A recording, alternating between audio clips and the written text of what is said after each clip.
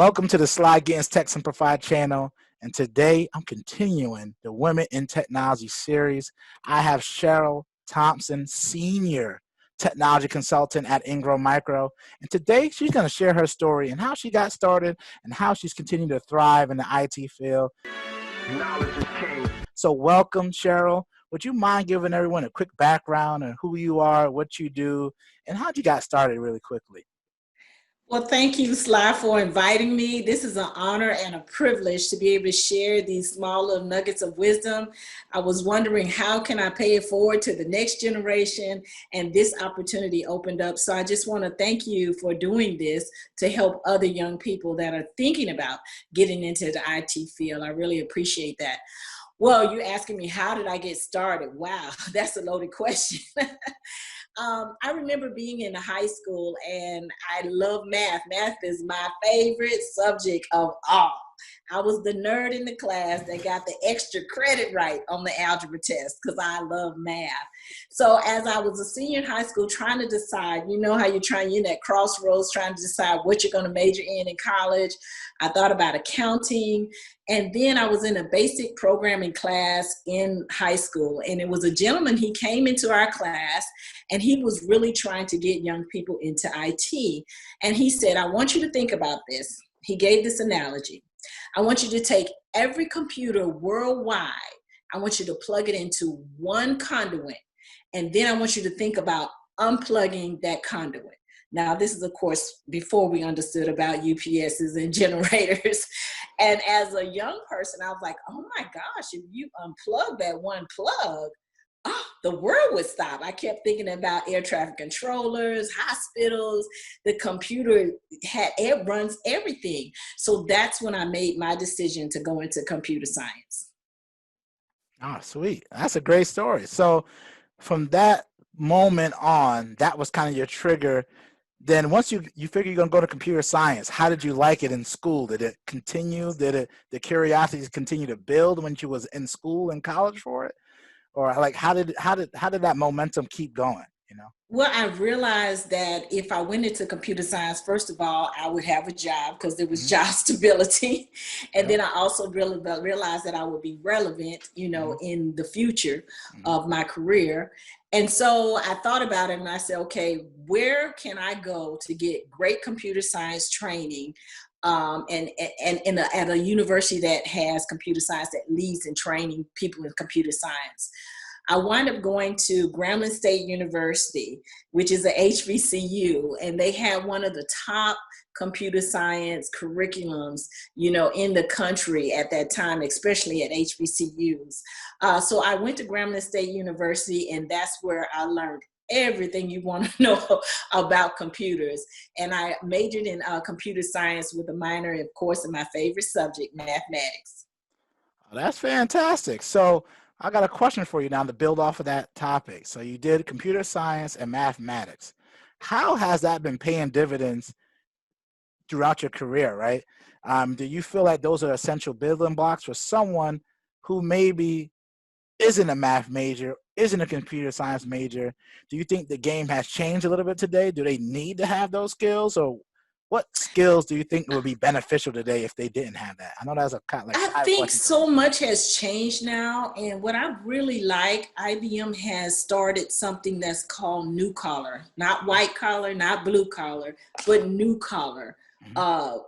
Students that they're pulling into their organization. And what I like about it is, if you have someone that has a passion for coding, or a passion for understanding cybersecurity, or a passion for getting certifications in security, or Microsoft, or IBM, or Cisco, if they have a passion for that, and they're going to, let's say they're going to a junior college, taking a few classes, IBM will recruit those students as new collar students.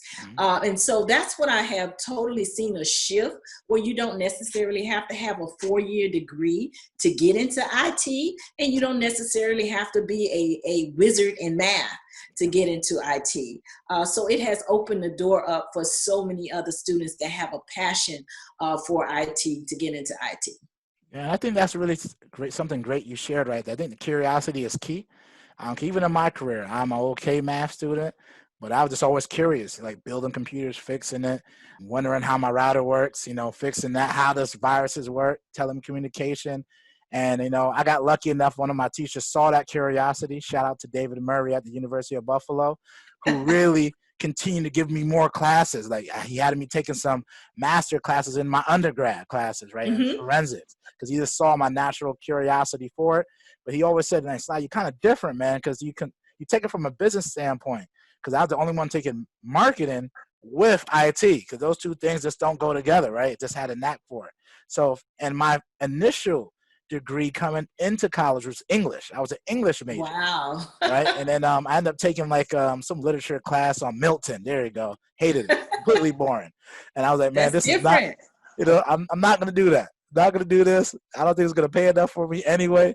And then I took my first business class because my older brother took business. I'm like, let me try that. And then I took IT and I got 100 on the first test and I didn't even try it. So I realized it was good for me. But Wow. I say all to say that each path is different, right, for Yes. everyone. And those skills that, Cheryl has gained, that I have gained, are transferable skills. So if you don't know what that means, look it up.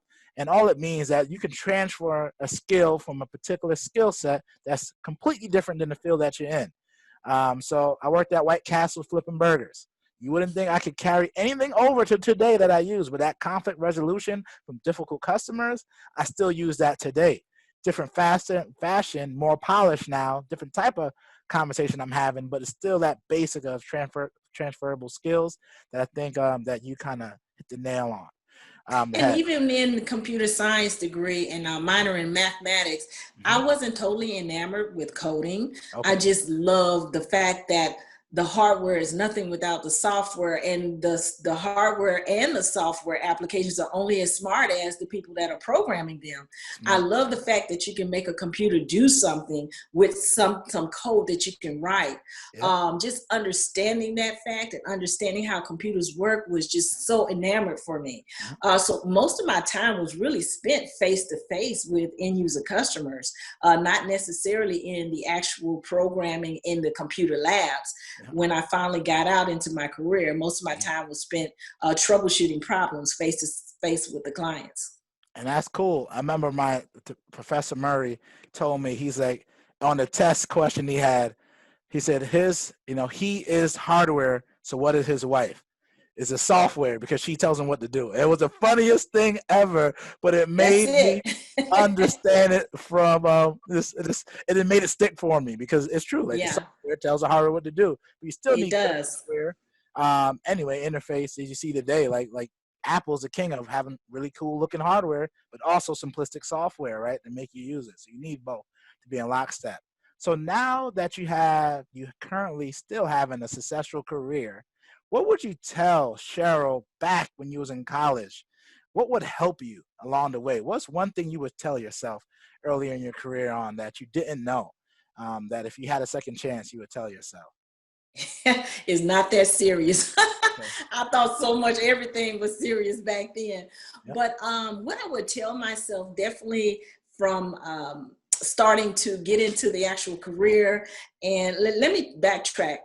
When I was at Grambling State University, IBM came in to interview us. Based on affirmative action, they were looking for minorities in order to fill their positions.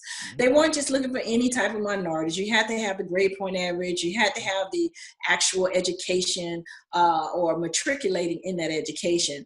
So IBM had me to come as an intern. So I interned for 2 semesters at IBM in Atlanta, enjoyed it immensely. And when I got ready to graduate from Grambling State University, as I walked across the stage, I had 3 offers by that time from IBM. So I already had offers from IBM and from AT&T, because while everybody was taking their finals, I was studying for my finals on airplanes as I was traveling to do my interviews for my career. The one thing I would tell myself as my younger self is to negotiate your salary. When I first got that first salary that they offered me, I was so excited. I didn't know at that time Mhm. you can negotiate your salary. Yep. As I got older, I realized, oh my goodness, I can negotiate my salary. Mhm. But when you're first coming out of college and this is your first job and you're making more money than anybody in your family's ever made, Yep. you're like, okay, this is great. I have arrived. But I didn't realize to understand what my value and my worth was. I could have negotiated my salary, even your entry level salary, you can negotiate it. And you hit on an important topic, and I usually bring that up later into the interview, but since you brought it up, let's go right into it. What are some things people can negotiate? Like you just mentioned it. Like for me, when I took my first job, I couldn't negotiate. It was a flat rate. It was like a tech support job. It was no wiggle room. But actually, someone I brought on that's going to be on here, she actually negotiated her way into a supervisor job. So that was negotiable. Now think about it. So everything is negotiable. So what should these, if I'm early in my career, or fresh out of school, early in my career, and then after you establish yourself, can you kind of talk about some things that you can negotiate? And let me go back to Yep. my own perspective once again. Yep. When I was traveling the country interviewing with IBM, Hmm. my senior year in college, I went to San Jose. They interviewed me in San Jose, California. They interviewed me in New York. They also interviewed me in Atlanta, Georgia, and they interviewed me in Austin, Texas. Well, I looked at the pay scale. I was going to get the same salary, but as you know, the cost of living in San Jose is a lot more expensive than it is in Austin, Texas. Yep. So I asked them the question. I said, hey, do you guys, give a salary based on the location and based on the cost of living in that location? Because I was reading back then, we didn't have the iPhones and everything. I had to read the newspaper on my way to the interview. But I was reading the newspaper and seeing how much the homes cost, how much the rent was. And I was like, wow, I'm going to need a lot more money out here. So when they told me at that time, they did not negotiate the salary based on your location. They gave everybody the same entry level salary, no matter where you live. Now, IBM has since changed that because the salary ranges are so different based on the cost of living. But I would say negotiate your salary, first of all, where you're located. Yep. Oh, you can negotiate a bonus. Yep. You can negotiate a T&L, a travel and living. If you have to relocate, they can give you a package deal that includes relocation. They can also give you a package deal that includes a bonus. But it's up to you to open up and say that. But you also need to know what a position that you want within the company. If you're interviewing for a specific position, make sure you understand that position and what you're interviewing for. And do your research before you go into the interview. Know what the position is, do research on the company, and research on the salary ranges, so you automatically already know when they give you a salary, you'll know if it's in that range or if it's not in that range. Yep. And that's great tips. And then add on that, make sure you interview people. Like now you got LinkedIn. Find someone who works there. Try Yeah. to create a relationship. Let them know that you're applying for this job, and let them know, like, hey, can you give me some indications where I should be asking for salary? But before you get to there, is ask them how it is to be on that team. How is the hiring manager? What would Yeah. you look into? What would you like to have as a colleague? Right? What are some things? Because if I'm going to be working with you before you get to that salary, because if you ask those questions, then I'm more likely to share that with you. Right? Because if you just say, hey, what you make? I'm not going to tell you that. But you say, you know what? I'm looking Yeah, to you want join to this. understand the culture of the company that you're going to. Because I tell you, like, you can do jobs for money, and I have in the past, and you don't mesh the culture, you don't last long. Right? Right. And then you might be a good fit, or you might not find you're not a good fit, but the culture matters, right? Because some people I know It's are willing, huge. can work 100 hours and they cool with no gratification, fine. Some people I know need that pat on the back to say they did a great job, and they'll take a little bit less money to be in a organization that showcases that. So you got to figure out what type of organization are you going into, and that could be hard from the outside. So try to form some relationships. And if you're using a platform like LinkedIn, you might not have that relationship, because that was me coming out. I didn't have that many Mhm. relationships, but the people, like my teachers, had relationships. Their friends had relationships. some of the older people out, like I met from friends, like friends had relationships and their parents.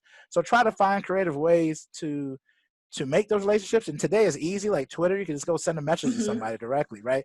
Don't be afraid to do your homework and do your research, because they're definitely doing it on you. And So understand your value and understand your worth. yep. Just make sure you do the research on the company before you walk into the interview. Mhm. Make sure you have all your questions already ready before you walk into the interview. Never walk into the interview without any questions, because they're going to always ask, do you have any questions? You should always have questions Yep. because you want to make sure that you're inquisitive and you want to know more about their organization and understand their organization. So you should always make sure you ask questions. And when you get ready to end the interview, always ask the question like, what are the next steps? So that they'll know that you are interested in the position. And then they have to respond back to you on what steps they're going to take next for you. Yep, and that's great. That's great advice. So let's keep going. What have you ever faced any obstacles at work, that for being a lady in there, sometimes being the only lady in the room, and how did you overcome it? What advice would you give young ladies who maybe might be nervous or maybe not, it's uncomfortable? Like what advice could you give them to how to, thrive in that environment and make sure their voice is being heard and taken seriously? Because that's something that we're seeing, and that they starting to put studies out there that these things are Mhm. happening. So I would say for us is leave your attitude at the door. mhm, When you're in your office or at work, you got to understand the culture and the environment that you're in, mhm, because everybody's looking at everything, the situation from their perspective. Anytime I faced adversity at work, I would analyze the situation because I'm analytical. And I will analyze the situation, understand how to approach it with the individual. And it's going to be different with every organization, with every person you encounter. But you have to be able to be almost like a chameleon, be able to be adaptable. And so I would approach the situation by going to them and explaining them my understanding of it. mhm, And here are some solutions. Never go in expressing a problem if you do not at least have one idea or one recommendation for a solution. So mhm, that was something that I would always do. If I ran into a situation mhm, that was an obstacle for me, I would express it to my leadership, and then I would say, here are some recommendations that could potentially fix that. And I raise my hand to help with it. So that you're not just constantly complaining about things, or that you're not constantly, as what they would call, disgruntled or yep, have an attitude about things, but that you're looking to make a change, because they may not even know that that situation was an obstacle for you. yep. That's great advice, right? So I don't got anything to add on that. That was just well said, and that was really great advice. So let's go to the next question. Is what can they do to prepare the interviews? We talked about negotiation, and what else can someone do for an interview? What's some basic things? Now with COVID, more interviews are virtual. So what are some things that you've seen in your career? And I And know mhm, I know I hate to have to say this, but just mhm, make sure you dress appropriately. true. We Yep. have some within the generation, even when you're doing a virtual interview, Mhm, make sure you're dressed appropriately, number one.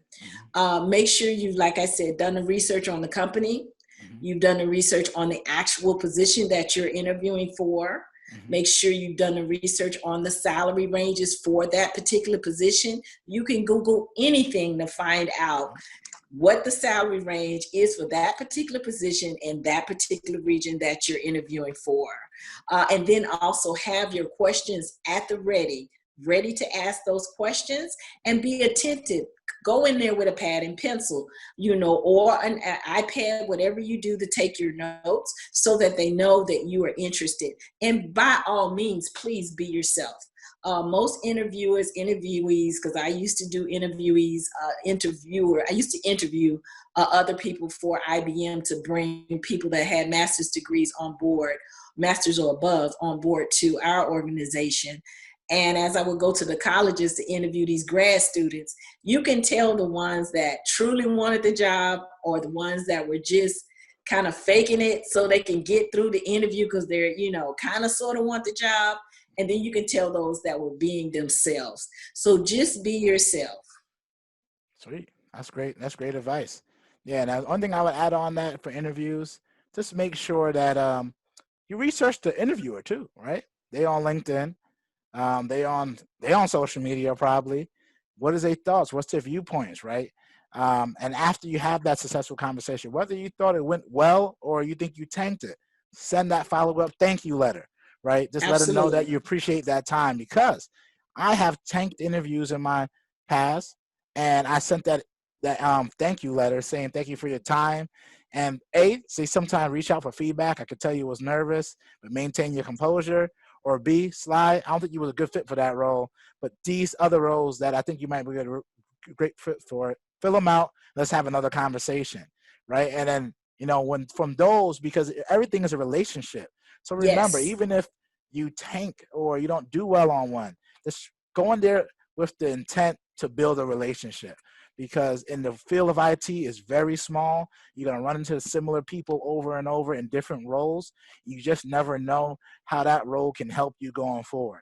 So The other thing I would like to add to that, you can have the best skills, the best resume, but they're looking for people that can fit within their culture, within yep, their environment. And by being yourself, you can see if you're going to be a good fit, and they can see if you're going to be a good fit. yep, and make sure you interviewing them, right? Some early in my career, I just thought it was a one. I had to tell them what I was good at and just take whatever they gave me.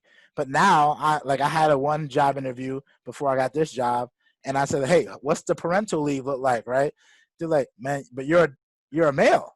Like, what you mean?" And I'm like, and I want to spend time with my daughter or my child. So what does that look like? How many days do I get off, right? Because I want to make sure I'm there. Because even though I'm not the one giving birth, but my wife doesn't need help.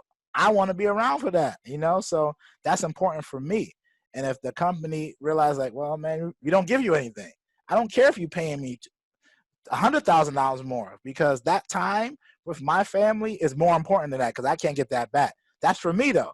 For someone else, so that's you crazy. $100,000 more, I'm taking that right now, right? But that might not be a deal breaker for you. So that's just know what your deal breakers are, and yeah, don't compromise your morals. Don't yeah. compromise your expectation, because when you get that job, you won't be fulfilled. You won't last long, because those things that you compromise on might be the things that you're doing on a daily basis. And I've done it before, and you don't last long. You don't like it. You find out that this wasn't a good fit, but you knew all along it wasn't.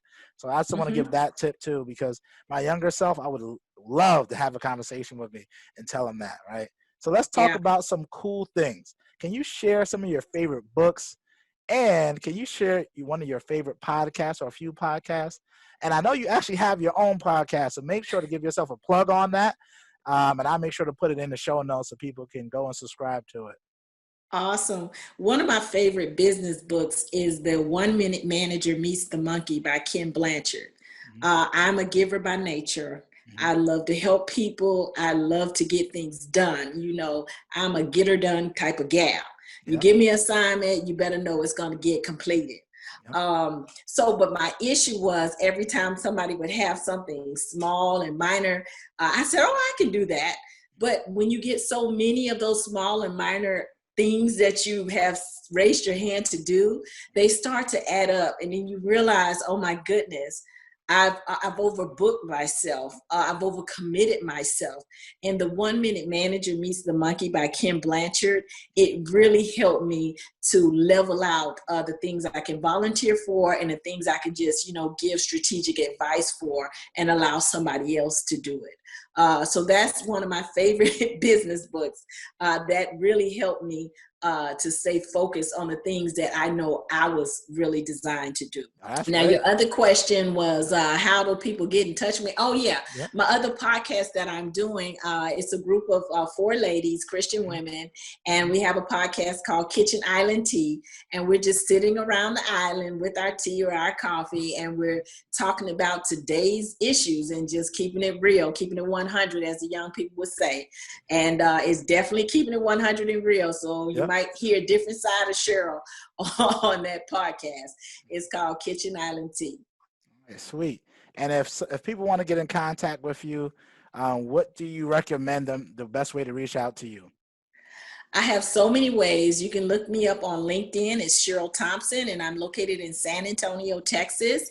You can find me that way, or you can find me on my Twitter account, which is at Cheryl Angel, all one word, Angel T1. That's CHERYL, capital ANGEL, capital T, and the number 1. That's my Twitter handle.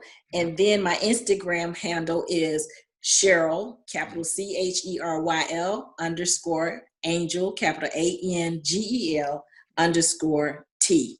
And Angel is my nickname. That's why you hear that a lot in my addresses. Okay, sweet. All right, and I'm gonna put all of those in the bottom if you didn't catch that. So I'll have that all in the YouTube description.